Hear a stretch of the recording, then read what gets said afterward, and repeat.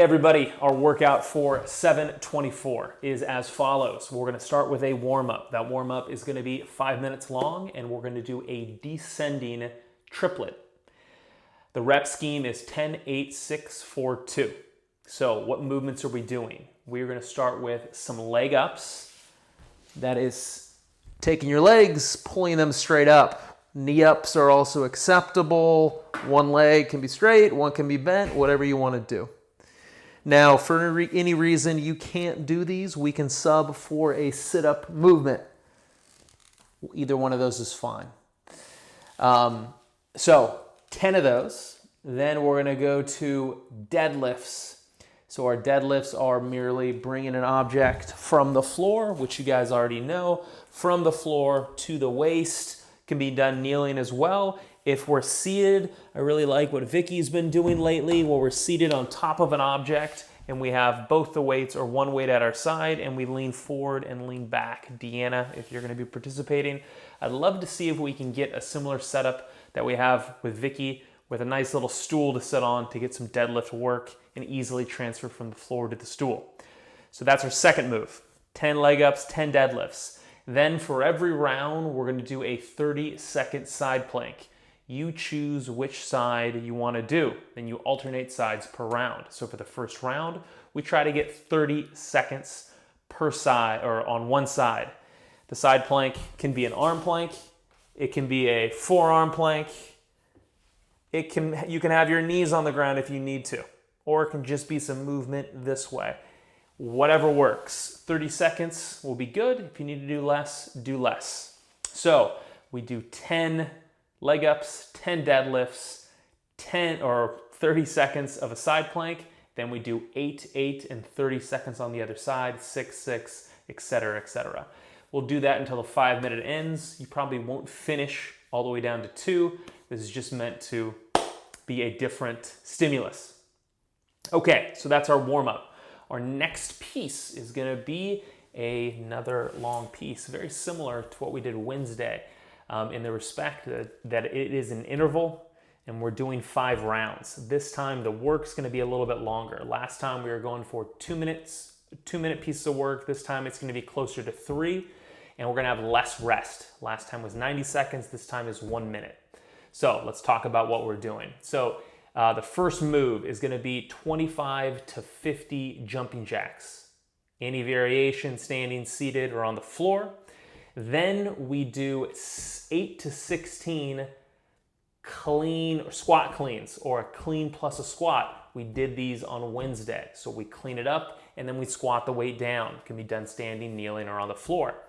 Then we're gonna do a squat plus a press or a thruster. So let's talk about what that looks like. We've done these before. This is just syncing up a squat movement with a press movement. Obviously, it can be done in a kneeling position as well. For my athletes that are working on the floor, we have lots of ways we can do this. If we do a glute bridge, we can do a floor press afterwards. So if I take my weight right here in one hand, I can glute bridge and then press afterwards and bring it down. Or I can do a glute bridge, bring it down, and then press separately. I can press with one hand, I can press with 2 hands, whatever we need to get the job done. So there's some options for you. Squats and cleans, squats and presses. After that, we have a goblet squat. This just means a weighted squat with holding the weight right in front of us. So the weight is right here. Very similar to any squat or a front rack squat, we just have the weight with both hands. I think it'll be interesting for potentially some of our kneeling athletes to do a little bit of weight, 2 hands on 1 weight instead of 2 dumbbells. However, if you need to use 1 dumbbell front rack or a farmer's carry, either one of those are fine too. For my athletes on the floor, since we're already doing a lot of glute bridge to press, glute bridge to clean, I think this is time to do, if we do more glute bridges, or we can switch it up and do some kind of squatty movement for this, with or without a weight. So a high kneel to low kneel.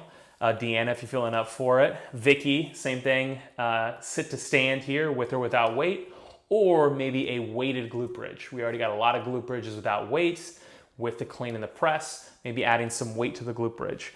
It's up to you guys to add some variation to this. Obviously, if our bodies are a little more restricted, our ability to do every variation is restricted, but there is so many variations to all these and so many ways to challenge yourself. A body part not working right is not an excuse to make an interesting and fun workout, frankly.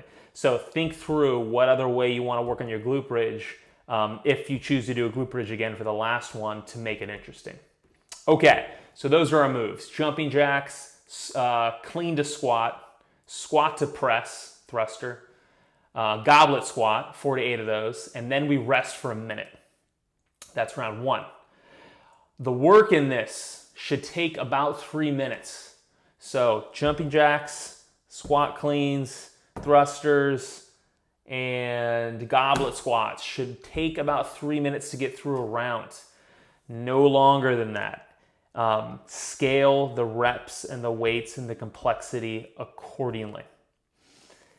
After the first round, we do 4 more rounds. We can chat in the 1 round, a 1 minute rest that we have.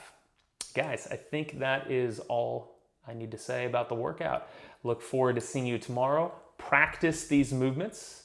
Practice your setup so you have a great idea with what you think is going to work. Write it down on your whiteboards so you know what's up. And then when we get into class, if you have problems, of course we can fix them, but you should know 90% of what you're doing, if not 100%, before I say 3, 2, 1, go. Okay, guys, great job. I will see you on Friday. Good work today. That was a lot of fun. See ya. Where is it?